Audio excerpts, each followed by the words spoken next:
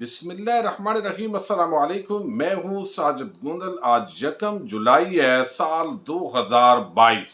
Senior صحافی ایاز امیر پر آج لاہور میں حملہ ہوا ہے، تشدد کیا گیا ہے، موبائل فون چھین لیا گیا ہے۔ حملہ آور کون ہے، واقعہ کہاں رونما ہوا، عام تفصیلات آپ کے سامنے رکھوں گا۔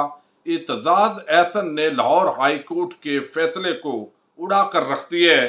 مسلسل جھوٹ بولنے پر حامد میر کے اپنے ہی جیو نیوز کے ایک صحافی ان پر چڑھ دوڑے ہیں۔ یہ کیا معاملہ ہے، اس پر بھی بات کریں گے۔ کچھ اور بھی خبریں ہیں، ان پر بات ہوگی۔ امید کروں گا کہ آپ سماعت کرنے کے بعد ہمیشہ کی طرح اپنے قیمتی فیڈ بیک سے ضرور آگاہ کریں گے۔ ایک بڑی خبر یہ ہے کہ الیکشن کمیشن آف پاکستان جو ہے، اس نے لاہور ہائی کورٹ کے حکم پر بالآخر عمل درآمد کرنے کا فیصلہ کر لیا ہے اور اس کے پروسیس کا آغاز کر دیا ہے۔ پی ٹی آئی کی جو 5 مخصوص نشستیں ہیں، جن کو باقاعدہ نوٹیفیکیشن کو روکا گیا تھا تاکہ کسی بھی طریقے سے فوری طور پر حمزہ شہباز پکے وزیر اعلیٰ بن جائیں، لیکن اب ان کے لیے کوئی گنجائش نہیں ہے۔ لہذا الیکشن کمیشن آف پاکستان نے خواتین کی مخصوص نشستوں پر بطول، جنجوعہ، سائرہ رازق، فوزیہ عباس اور منارٹی نشستوں پر بابوک رفیق اور سامویل یعقوب، ان کے نوٹیفیکیشن وہ جاری کرنے جا رہا ہے۔ ان سے عام تفصیلات جو ہے وہ طلب کر لی گئی ہیں۔ ایک تو یہ بڑی ہی اچھی خبر ہے۔ دوسری طرف میں نے آپ کو بتایا تھا کہ حامد میر کا یہ ہمیشہ طریقہ واردات ہے، یہ طبقہ ملامتیہ کے امام ہے۔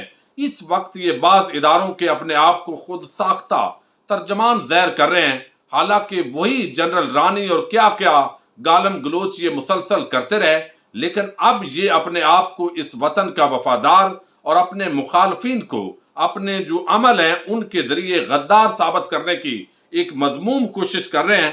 حامد میر کا یہ طرح امتیاز ہے، ان کو اکثر لوگ فوت ہونے سے پہلے بہت ساری خبریں دے دیتے ہیں اور پھر وہ بعد میں ان کی فوتگی کے بعد وہ خبریں عوام کے اندر لے کر آتے ہیں۔ اسی طرح اور بھی جب انہیں کسی بات کا بالکل خبر نہ ہو تو انہوں نے کبھی یہ اظہار نہیں کیا کہ میرے علم میں نہیں ہے، بلکہ وہ ہمیشہ کہتے ہیں آگے کوئی نہ کوئی جو ہے وہ آگے کچھ نہ کچھ ٹانکا لگا کر وہ ضرور بیان کرتے ہیں تاکہ ان کو واقعی ایک سینئر صحافی مانا جائے۔ حالانکہ یہ وہی شخص ہیں جو روزنامہ اوصاف کے اندر کالم لکھتے تھے۔ جب جنرل پرویز مشرف نے ٹیک اوور کیا تو اس دوران انہوں نے نواز شریف کی حکومت کی بڑی خامیاں گنوائی تھی اور پرویز مشرف کی بڑی تعریفیں کی تھی، لیکن بعد ازاں حالات نے پلٹا کھایا۔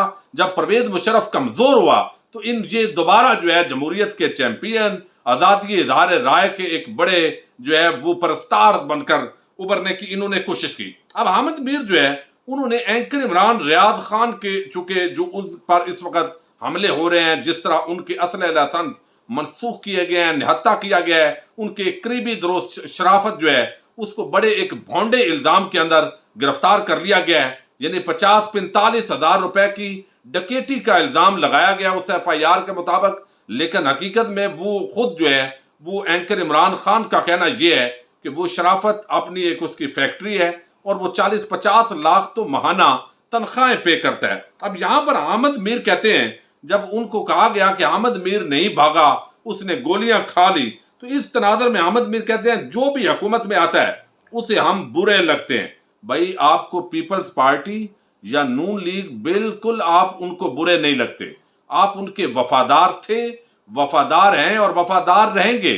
کبھی کبھی آپ ہلکی پھلکی تنقید کرتے ہیں تاکہ آپ کی ریٹنگ میں کوئی پرابلم نہ ہو، ریٹنگ آپ دوبارہ جو گر جاتی ہے وہ لے لیں، اور دنیا آپ کو پورے طبقہ ملامتیہ کو، جس میں ایک خاص قسم کی آنٹیوں کا ٹولہ بھی شامل ہے، اور وہ سرکاری آجن جو ہے وہ آج نواز شریف سے بڑی فخریہ جو مسکراہٹ ہے اس کے ساتھ لندن میں ملاقات کر رہی ہے ایک اشتہاری سے، ایک یہاں سے پاکستان سے بھاگے ہوئے شخص سے۔ جب یہ اس طرح کی گھٹیا صحافت ہوگی تو پھر آپ کہتے ہیں کہ آپ کو اصلی صحافی مانگیں۔ اب یہاں پر یہ حامد میر کہتے ہیں جو بھی حکومت میں آتا ہے اسے ہم برے لگتے ہیں۔ پہلی دفعہ مجھے نوکری سے نکلوایا گیا تو پیپلز پارٹی کی حکومت تھی، دوسری دفعہ نوکری سے نکلا تو مسلم لیگ نون کی حکومت تھی، جنرل مشرف اور عمران خان کے دور میں بھی مجھ پر پابندیاں لگی۔ عزت اور ذلت اللہ کے ہاتھ میں ہے، کسی پارٹی کے ہاتھ میں نہیں ہے۔ جب یہ بات انہوں نے کی تو جیو نیوز کی ایک عام صحافی ہیں اعزاز سید، وہ تو سارا جانتے ہیں کہ احمد میر کا طریقہ واردات کیا ہے. تو انہوں نے کہا میر صاحب آپ ہمت کر کے نکالنے والوں کے نام لیا کریں یا ایسی گمراہ کن باتیں کرنے سے گریز کیا کریں. آپ کی باتیں پڑھ کر حیرت ہوتی ہے کہ کیا آپ سب کو بے وقوف سمجھتے ہیں. اب یہاں پر وہ بڑا انہوں نے نشانہ مارا اور اس پر اب بہت سارے احمد میر جو ہے ان کے جو دوست ہیں وہ ان کا دفاع کرنے کی کوشش کر رہے ہیں. لیکن احمد میر جو ہے وہ اس پورے معاملے کے اندر بالکل لاجواب ہیں اور یہ ان کے چونکہ گھریلو آدمی ہیں جنہوں نے یہ سارا معاملہ کیا ہے. اب ہم آتے ہیں ایاز امیر جو ہے ان کے معاملے پر. کل انہوں نے اسلام آباد کے اندر رجیم چینج سیمینار ہوا. اسلام آباد ہائی کورٹ جو بار ہے اس کے زیر انتظام وہاں کچھ عام باتیں کی. ظاہر ہے آج ان پر جو لاہور کے اندر حملہ ہوا ہے اس کے اندر یہ پورا معاملہ جو ہے وہ بیان کیا جا رہا ہے. کل جو انہوں نے باتیں کی صرف چند 2-3 باتیں میں آپ کے سامنے رکھنا چاہتا ہوں.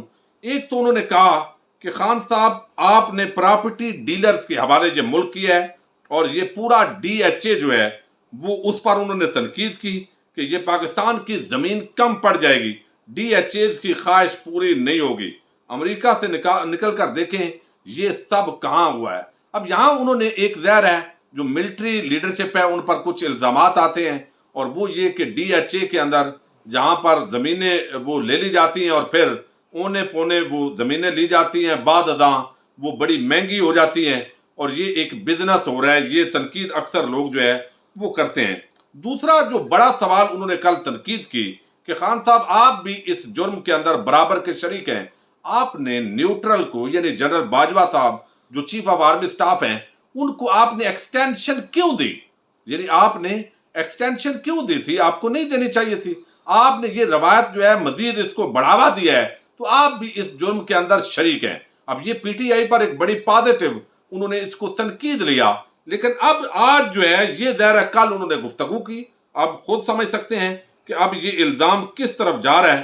تو یہاں پر جو ہے وہ آج ایاز امیر پر لاہور کے اندر حملہ ہوا ہے اور یہ پوری جو ڈیٹیل ہے وہ آ گئی ہے اس وقت اور اس کے مطابق وہ زخمی ہیں اور یہ روڈ ہے ڈی جی پی آر اور وہاں پر جو ہے ڈی جی پی آر کے آفس کے قریب یہ دنیا نیوز سے تھنک ٹینک پروگرام کرتے ہیں وہاں سے یہ نکلے ہیں تھوڑا آگے گئے ہیں تو ان پر تشدد کیا گیا ہے اور تشدد واقعی وہ چہرے پر اور گاڑی پر اس کا اثر دکھائی دے رہا ہے. بتایا جا رہا ہے کہ ان کا جو فون ہے وہ چھین لیا گیا ہے وہ ان کے پاس موجود نہیں ہے. زخمی حالت کے اندر جو یعنی وہ واپس دنیا نیوز کے اندر پہنچے ہیں.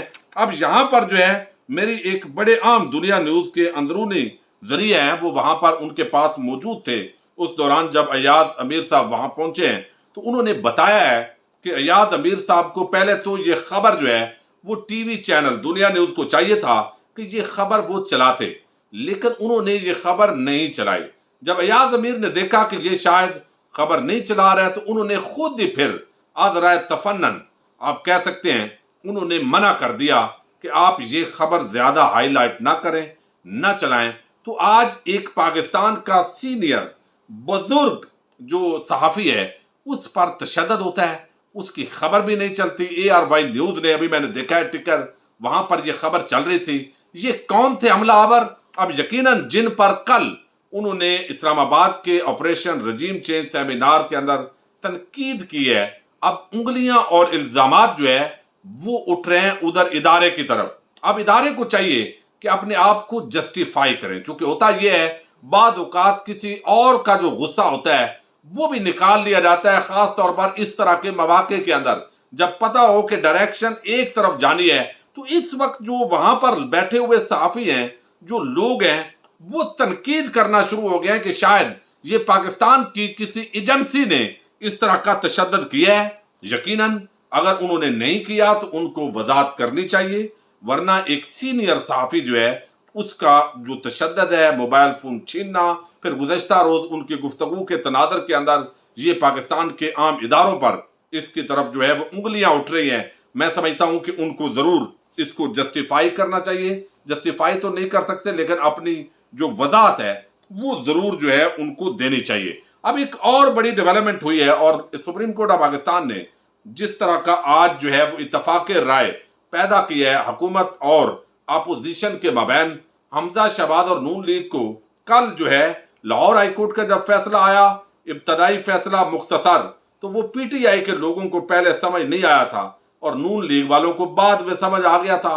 تو یہاں پر جو ہے آج سپریم کورٹ آف پاکستان نے جو فیصلہ دیا وہ نون لیگ کے لوگوں کو تھوڑا سا آہستہ آہستہ سمجھ آیا ہے، تو ان کے صحافی بھی اب رونا دھونا انہوں نے شروع کر دیا ہے کہ ہمارے ساتھ ہاتھ ہو گیا ہے، اور ہم چاہتے تھے کہ حمزہ شہباز جو ہے وہ تو اڑ گئے ہیں، ظاہر ہے اب ان کو اڑانا نہیں چاہیے تھا، ہم تو قانونی اور آئینی یہ ثابت کرتے رہے ہیں۔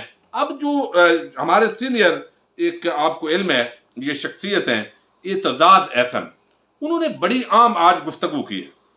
وہ کہتے ہیں کہ یہ جو سپریم کورٹ آف پاکستان نے ظاہر فیصلہ دیا ہے یہ افہام و تفہیم اور ایک قسم کی ثالثی کا کردار ادا کیا ہے، لیکن وہ کہتے ہیں کہ لاہور ہائی کورٹ کے معزز ججز نے جو فیصلہ دیا ہے وہ سمجھ سے بالا تر ہے۔ 16 اپریل کو حمزہ شہباز کی جو ووٹنگ ہے وہ ادھوری ہوئی ہے، معذرت، یعنی یہ اصل میں جو ووٹ چاہیے تھے وہ چاہیے تھے 186، جب 186 نہیں ہوتا تو دوبارہ اس کی پولنگ ہوتی ہے، اور اس پولنگ کے ذریعے دوبارہ ان کو جو اکثریت لے جاتا ہے وہ وزیر اعلیٰ ہوتا ہے۔ تو وہ دوبارہ والا پروسیس جب ہوئے ہی نہیں تو وہ کہتے ہیں کہ حمزہ شہباز پہلے دن سے وزیر اعلیٰ تھا ہی نہیں، یہ آئینی اور قانونی اعتبار سے رن آف پول نہیں ہوا، اور 170 جو ہے وہ اگر کوئی لے لیتا ہے ووٹ اور 186 نہیں لیتا تو دوبارہ چونکہ لینے پڑتے ہیں، تو اس وجہ سے وہ پروسیس الیکشن کا مکمل نہیں ہوا تھا، لہذا وہ جو ہے وزیر اعلیٰ نہیں تھے۔ اور یہ بات وہ کہتے ہیں آئین کے اندر باقاعدہ یہ درج ہے، لیکن لاہور ہائی کورٹ کے ظاہر ججز پیار محبت والے ہیں، ان سے وہ کہتے ہیں کہ اس سے پہلے کیسے حلف دیا جا سکتا ہے۔ تصور کر رہے ہیں کہ وزیر اعلیٰ بن کر 6 ہفتے وزیر اعلیٰ وہ شخص رہا ہے، کس بنیاد پر؟ بزدار جو ہے وہ سابق وزیر اعلیٰ، وہی آرٹیکل 130(4) کے تحت گورنر جو ہے وہ ان کو کہہ سکتا ہے کہ آپ قائم مقام وزیر اعلیٰ ہیں۔ سپریم کورٹ کسی کو نگران وزیر اعلیٰ نہیں بنا سکتی۔ حمزہ 16 اپریل سے 1 جون تک غیر قانونی وزیر اعلیٰ رہا ہے۔ لاہور ہائی کورٹ جو ہے وہ ری کاؤنٹنگ کی تاریخ یا دن مقرر نہیں کر سکتی، اس پر بھی انہوں نے تنقید کی ہے، اور اپنی آئینی جو رائے ہے وہ دی ہے۔ آج ARY نیوز سے گفتگو کرتے ہوئے اعتزاز احسن نے وہ کہتے ہیں کہ لاہور ہائی کورٹ نے یہ جو وقت کا تعین کرنا، دن کا تعین کرنا، یہ ان کے اختیار میں نہیں ہے، یہ گورنر کا اختیار ہے۔ ان کو معاملہ گورنر کی طرف بھیجنا چاہیے تھا، اور گورنر جو ہے اس کو یہ سارے معاملات کرنے چاہیے تھے۔ عدالت نے پارلیمنٹ کے اندر مداخلت کی ہے۔